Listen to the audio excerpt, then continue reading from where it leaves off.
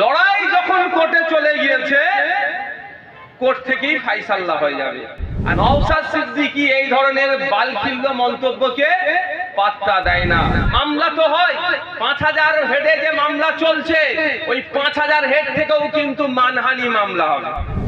তো হয়তো আগামী দিনে মনি সাহেব বেরিয়ে যাবে, সে মনি সাহেবকে খোঁজাটা একটু দরকার আছে না ভাই, একটু দরকার আছে।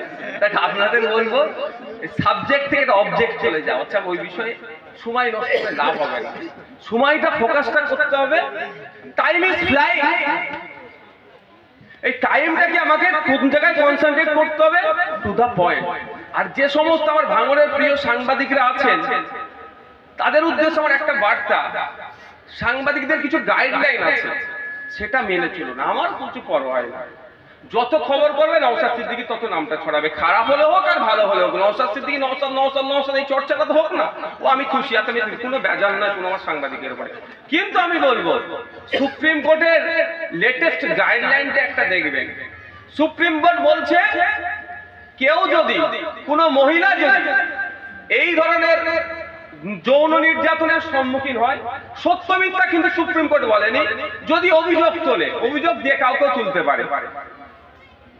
আমি এখানে যাচ্ছি, কেউ বলবে হয়তো আমার ভাইয়ের হাত ধরে টেনে দিয়েছে, অভিযোগ তুলতেই পারে ভাই।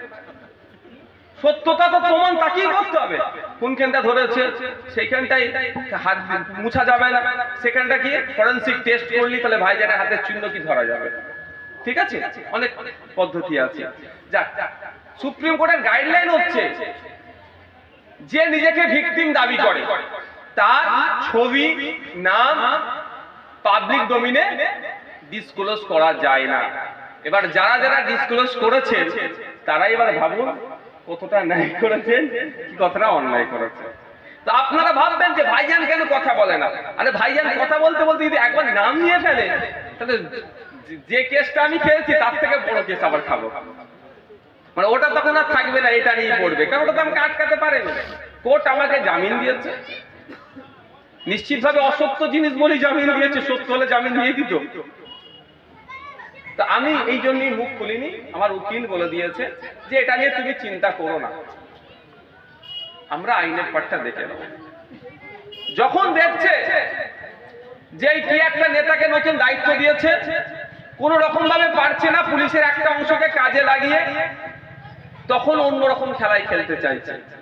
যত রকম ইচ্ছা খেলো ভাই, তবে একটা কথাই বলি, আমাদের ভাঙড়ের মানুষজনও কিন্তু কোনো খেলায় পিছিয়ে থাকতে পারবে না, যেখানে দেবে ভাঙড় ফার্স্ট। আমি দায়িত্ব নিয়ে বলছি, জাগলগাছি অঞ্চলে তহুরা খাতুন, তাহেরা খাতুন বা তহুরা খাতুন, ও স্প্রিন্টার দৌড়বিদ একজন, ও ন্যাশনালে গিয়ে পজিশন করে এসছে ভাঙড়ের মেয়ে। ভাঙড়ের পিউঢালি বক্সিং এ গিয়ে মেডেল নিয়ে এসছে। তাহলে ভাঙড় বুঝতে পারছেন তো, ভাঙড়ের ছেলে পোলের 2 নম্বর অঞ্চলে অর্থের অভাবে নিটের কোচিং নিতে পারেনি, ইউটিউব দেখে দেখে সর্বভারতীয় ক্ষেত্রে 1947 র্যাঙ্ক করেছে, এটাই হচ্ছে ভাঙড়। তাহলে ভাঙড়কে তো আপনি যেদিকে চাইবেন, এই বাইরের মাইকটা অফ করে দাও তো, মাইকম্যান কি আছেন, মাইকের দায়িত্বে কি আছেন, বাইরে বাইরে মাইকটা বন্ধ করে দাও। তো ভাঙড়কে যেখানে থাকবেন সেখানেই ভাঙড় 1 নম্বরে থাকবে। যত রকম এই এদের লাইন অফ হয়ে গেছে, যত রকম চেষ্টা করবে, যত রকম কি ব্যাপার, আচ্ছা যত রকম ভাবে আটকানোর চেষ্টা করবে, সেই ফাঁদ কেটে ভাঙড়ের মানুষ বেরিয়ে যাবে। আমি বন্ধুগণ ওই বিষয়ে যাব না, কারণ শুধু শেষ কথা বলবো, পিওর ভাবেই বলবো, নওশাদ সিদ্দিকী এই ধরনের বালখিল্য মন্তব্যকে পাত্তা দেয় না। আই রিপিট, নওশাদ সিদ্দিকী এই ধরনের বালখিল্য মন্তব্যকে পাত্তা দেয় না। আমি আমার নেতৃত্বদেরকে বলবো, এই মঞ্চ থেকে ওই সমস্ত বালখিল্য মন্তব্যকে পাত্তা দেওয়ার দরকার নাই, কারণ মিডিয়ায় ভেসে থাকার জন্য এই আমি আজকে বললাম আমার বক্তব্য কাটিং হবে, আমার বক্তব্য লাগাবে, মিডিয়ায় ভিউজ হবে, এইটা হচ্ছে। এইটা আমি ব্যক্তিগত বলছি, আমি নিজে থেকে বলছি, আমি পছন্দ করি না। কারণ লড়াই যখন কোর্টে চলে গিয়েছে, কোর্ট থেকেই ফাইসাল্লা হয়ে যাবে। আর না বলে থাকতে পারছি না একটা কথা, অনেকে হয়তো ভাববেন যে নওশাদ ভাইজান এত মানহানি করে, মানহানির মামলা করছে না কেন, অনেকে ভাবতে পারে বা ভাবাতে পারে। আপনাদের বলি, একটা মানহানি হবে না। আমার যে ৫,০০০ ছেলের নামে মিথ্যা মামলা দিয়েছে, এই মামলা তো প্রত্যেকদিন আমি লড়ি। যখন জামিন তো করিয়ে নিয়ে এসেছি, ডেটে ডেটে তো আমি যাই, মামলা তো হয়। ৫,০০০ হেডে যে মামলা চলছে, ওই ৫,০০০ হেড থেকেও কিন্তু মানহানি মামলা হবে।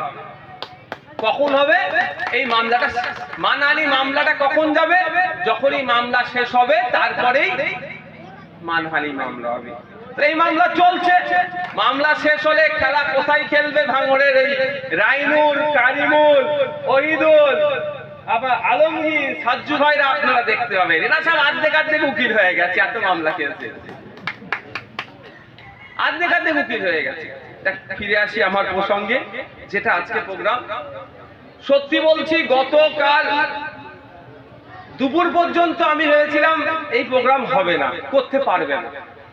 কারণ প্রাকৃতিক দুর্যোগে যেভাবে আর জলায়ের ইয়াতে ডুবে গিয়েছে, মাঠে ঘাটে যেভাবে পানিতে ডুবে গিয়েছে, সম্ভব নয়। ওই জন্য আমার অফিস থেকে বারবার এদের সাথে কানেক্ট করতে বলছিলাম। আমি মনে মনে চাইছিলাম প্রোগ্রাম না হলেই ভালো, একটা দিন রেস্ট পাবো, বিশ্বাস করুন। ওই জন্য বলছিলাম বারণ কর না রে, পরে করতে বলবি। এরা বলছে না হবে, আমার ভাবলাম একদিন রেস্ট পেলাম না, সত্যি। আচ্ছা, এটা এই মহল্লার মধ্যে, আচ্ছা ওটা হয়ে যায়।